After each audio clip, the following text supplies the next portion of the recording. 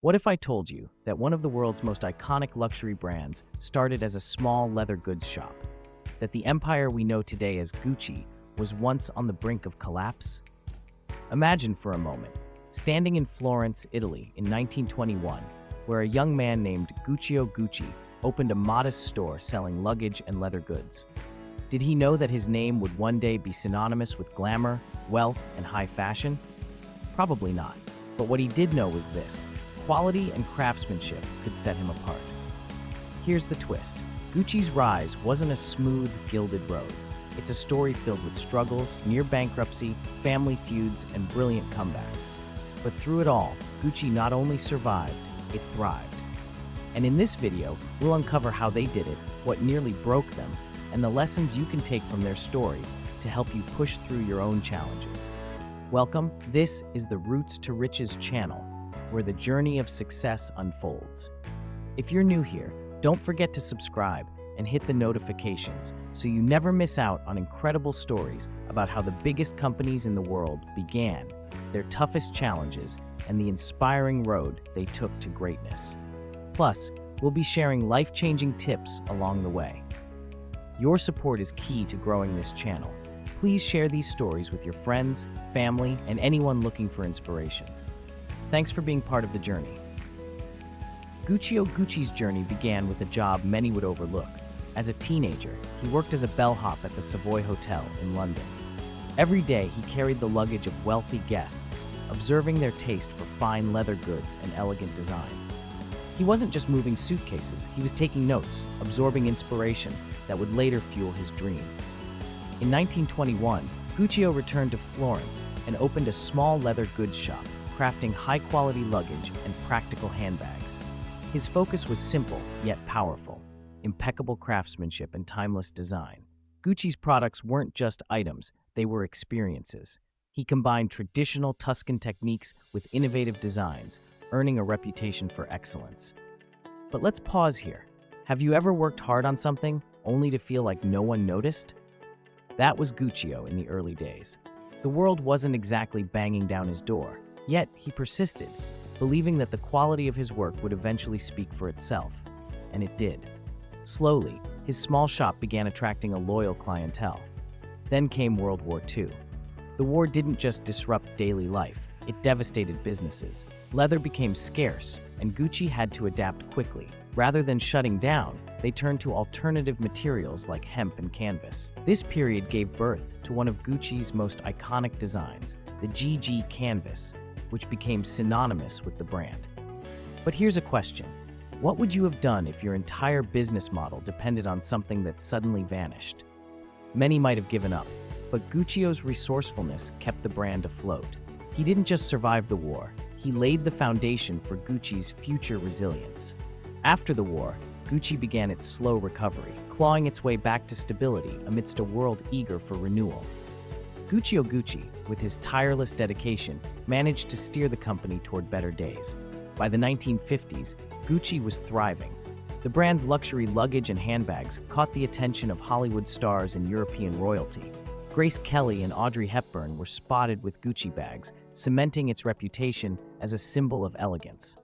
But this came new challenges, this time from within. Guccio's sons, Aldo and Rodolfo, took over the business after his death in 1953. But as the business grew, so did the complexity of running it.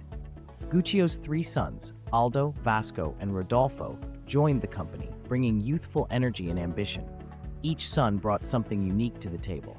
Aldo was a shrewd marketer with grand ideas for global expansion.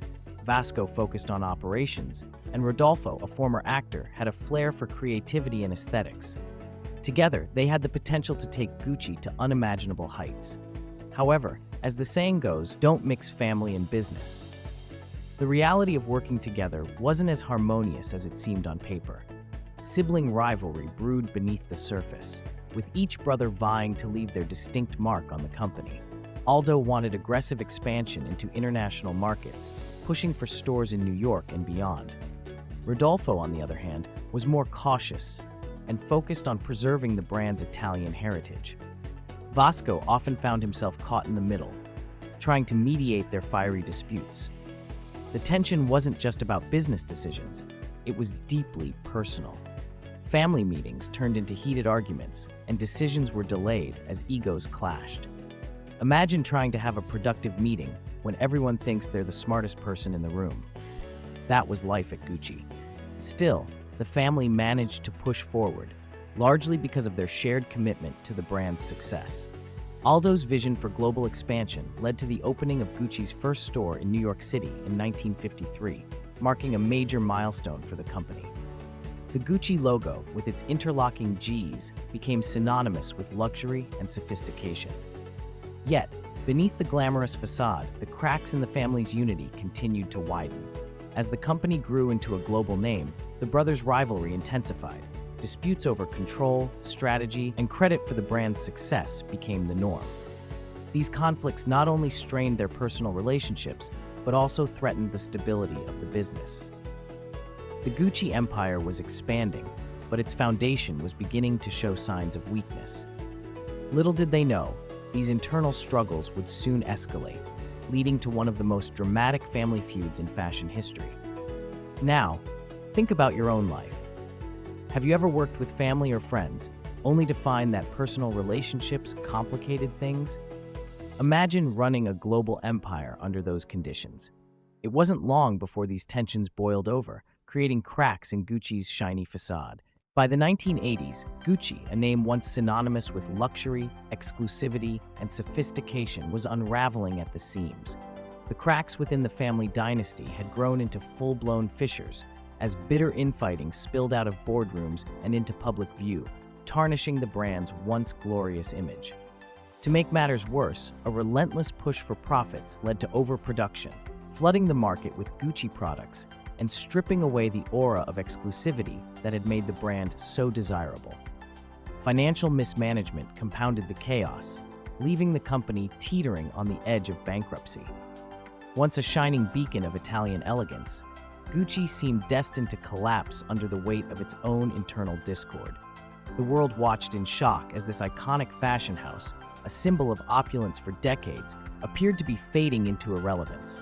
A tragic end to a legacy built on innovation, craftsmanship, and unparalleled style.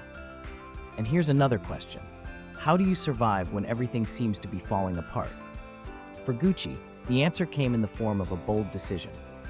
In 1993, Maurizio Gucci, the last family member involved in the business, sold his shares to Investcorp, marking the end of family control. This move paved the way for a fresh start. Enter Tom Ford, a bold, young American designer with a vision as daring as it was transformative. In 1994, Ford took the reins as Gucci's creative director at a time when the brand was gasping for survival. To many, the appointment seemed like a gamble. After all, Gucci was an Italian heritage brand, and Ford was an outsider.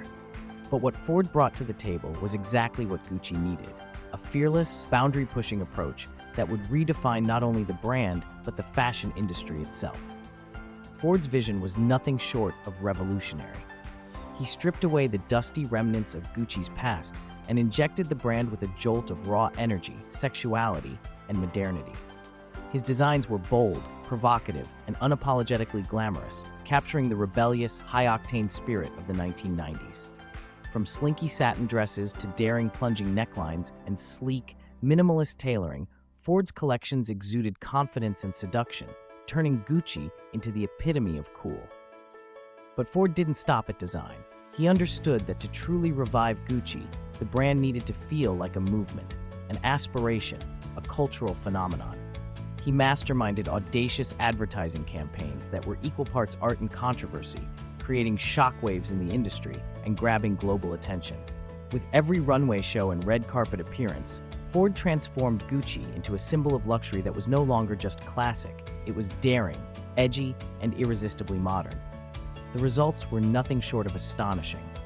Under Ford's leadership, Gucci skyrocketed from the brink of bankruptcy to record-breaking profits in just a few years. Celebrities, supermodels, and fashionistas clamored for Ford's designs, making Gucci not just a brand, but a statement. Ford didn't just save Gucci, he reimagined it, turning a struggling relic into one of the most sought-after and influential fashion houses of the modern era. His tenure wasn't just a comeback, it was a resurrection, cementing his place as one of the most iconic creative directors in fashion history. So, what can we learn from Gucci's story? First, adaptability is key. When leather was scarce, they pivoted to canvas. When family feuds threatened the business, they brought in outside leadership. And when bankruptcy loomed, they took a risk on a new creative direction. Second, don't be afraid to let go of the past. Selling the company wasn't an easy decision, but it was necessary to save it. Sometimes, holding on to something too tightly can be the very thing that pulls you down. Finally, reinvention is possible, even in the darkest moments. Gucci's transformation under Tom Ford proves that bold, decisive action can turn things around, no matter how dire the situation. Remember when we asked what you would do if everything seemed to fall apart? Gucci's story shows that even when you're on the brink, there's a way forward. It's not about avoiding failure. It's about learning, adapting, and pushing through. So the next time you feel like giving up, think about Gucci. They started as a small leather goods shop. They faced wars, family drama, and financial ruin. And yet today, they're a global symbol of luxury and success. And for a bit of humor, if a handbag can survive family feuds, wars, and bankruptcy, surely you can survive that awkward Zoom meeting or the pile of laundry waiting for you. Keep going. You're more resilient than you think. If you've made it this far, here's the promise. Whatever you're facing right now, remember that every great success story begins with a struggle.